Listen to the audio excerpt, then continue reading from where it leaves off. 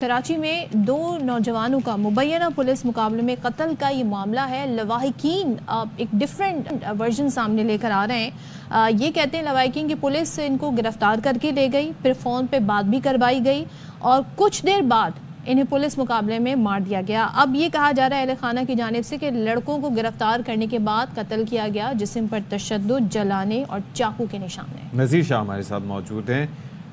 Nazir, police کی جانب سے ابتدائی میسج کیا چلایا گیا تھا اس اریسٹ کے حوالے سے؟ مزید کیا ڈیٹیل سامنے آئی ہیں؟ بالکل دیکھیں، اشفاق پیر کے روز یہ مبینہ مقابلہ ہوا تھا اور دوپہر کو تقریباً 2:40 یا 3 بجے کے قریب یہ مبینہ مقابلہ ہوا، جس میں یہ دو جو نوجوان تھے جن کو بتایا جا رہا ہے بے قصور ہے، یہ مارے گئے۔ اور شام کو 4 بجے تک بھی جو ہے پولیس کی جانب سے یہ خبر چھپائی جا رہی تھی۔ ہم نے کافی رابطہ کرنے کی کوشش کی کیونکہ ہمیں اورنگی ٹاؤن سے فون آ رہے تھے کہ وہاں پر 2 لاشیں پڑی ہوئی ہیں اور ایک پولیس اہلکار بھی زخمی ہوا ہے۔ اور کافی حیرت کی بات تھی کیونکہ کراچی میں کوئی موٹر سائیکل سے سلپ ہو کر زخمی بھی ہو جائے تو کوئی بھی کرائم رپورٹر ہے اس تک خبر پہنچ جاتی ہے۔ بہرحال جو پولیس کی جانب سے اور ریسکیو کی جانب سے میسج چلایا گیا کہ مقابلے میں 2 ڈاکو ہلاک ہو گئے جن کو پہلے دہشت گرد بتایا جا رہا تھا، اور ان کے پڑوس میں یہ ایک ایم پی ہیں MQM کے PS 118 کے نصیر صاحب، ان سے میری خود بات ہوئی تھی۔ ان کا کہنا تھا کہ میرے پڑوس میں 2 ڈاکوؤں کو مار دیا ہے اور رینجرز اور پولیس بھی موجود ہے۔ جب اس کے اوپر ہم نے تحقیقات شروع کی تو کچھ چیزیں ایسی سامنے آئی جس سے ہمیں یہ پتہ چلا کہ یہ نہ صرف یہ جو مقابلہ یہ مشکوک ہے بلکہ واقعی یہ بظاہر کچھ اور ہے لیکن دکھایا کچھ اور جا رہا ہے، جس کی تفتیش کے لیے میں خود وہاں پر گیا، بغیر کیمرے کے گیا۔ میں نے ان کے پڑوسیوں سے، دکانداروں سے، ان سے بات کی اور کسی بھی شخص نے اس مقابلے کو اصل قرار نہیں دیا۔ یہ ایک آف دی ریکارڈ بات ہے۔ دیکھیں، کراچی میں کئی ایسے مقابلے ہوتے ہیں جو جعلی ہوتے ہیں، اس کے اندر جو ایسے ملزمان ہوتے ہیں جن کے جرائم کم ہوتے ہیں تو ان کو ہاف فرائی کر دیا جاتا ہے، اور جو ہینیس کرائم میں ملوث ہوتے ہیں جن کے اوپر ایسے ہوتے ہیں تو ان کو قتل بھی کر دیا جاتا ہے۔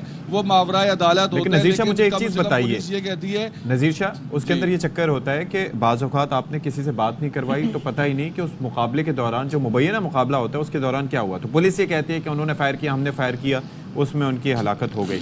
یہاں پر جو اہل خانہ کا کلیم ہے کہ ہم سے اریسٹ کے بعد بات کروائی گئی اور پھر اس کے بعد یہ واقعہ پیش آیا، تو اس سے تو شکوک و شبہات مزید جنم لیتے ہیں، بلکہ ایک سرٹنٹی کی طرف چلا جاتا ہے کہ کچھ اس میں غلط ہوا ہے۔ اب بالکل دیکھیں، ایسا ہی ہے، ایک آڈیو بھی وائرل ہوئی تھی اور ہمیں یہ بھی پتہ چلا ہے کہ ان کو باقاعدہ یہ اپنی کمپنی میں جاب کر رہا تھا تو اس کو فون کر کے بلایا گیا تھا اور وہ کافی تیزی میں کہیں پر گیا تھا، اور SSP ساؤتھ ساجد سدوزئی کو انکوائری دی گئی ہے، بہت قابل افسر ہے، اور 3 دن کا ان کو وقت دیا گیا کہ اس کی انکوائری مکمل کر کے رپورٹ دے کہ یہ مقابلہ اصلی تھا یا جعلی تھا۔ کسی بھی مقابلے کی جب ہم انویسٹیگیشن کرتے ہیں تو سب سے پہلے ہم یہ دیکھتے ہیں کہ مرنے والا کرمنل تھا، اس کا CRO تھا، تو یہ ان دونوں کے خلاف تاحال پولیس کوئی سابقہ مجرمانہ ریکارڈ پیش نہیں کر سکی ہے۔ ان کے بارے میں یہ بھی بتایا جا رہا ہے کہ کرکٹر تھے، آپس میں اچھے دوست تھے، بلاول خان اور نقاش۔ اسی طریقے سے ہم نے ان کے علاقے والوں سے، ان کی فیکٹری والوں سے بھی بات کی، کسی جگہ سے بھی ان کے بارے میں کوئی نیگیٹو کمنٹ نہیں آیا۔ ایسا اگر کوئی بھی کرمنل جرم کرتا ہے تو یقیناً پہلی بار کرتا ہے، پھر دوسری تیسری بار کرتا ہے۔